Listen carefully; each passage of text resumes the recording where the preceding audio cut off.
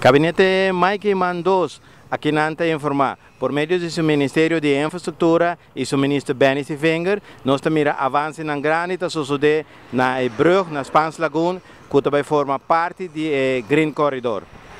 Esse aqui está avanço de construção de brug na Spans Lagoon, parte do Green Corridor.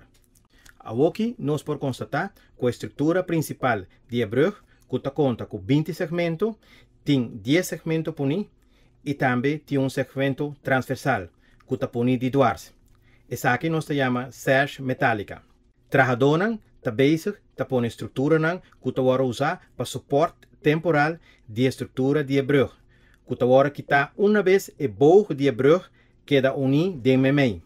A segunda fase está terminar e parte para riba de brug e parte direção de San Nicolás. Poniendo também Edwards Park e sigue pone e outro segmento para a parte meio de brug. Nós está calcular que para final de outubro nós mestre tem a brug completamente será. Essa aqui está processo crítico.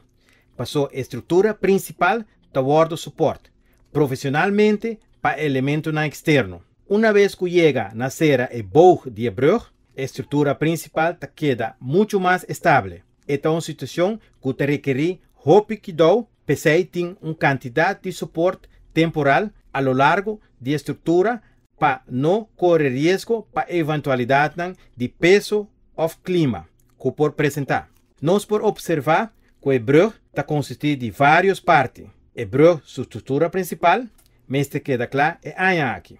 E a conexão final com a caminha, mas queda claro a princípio de outro ano do deponimento de clinkers e asfalto.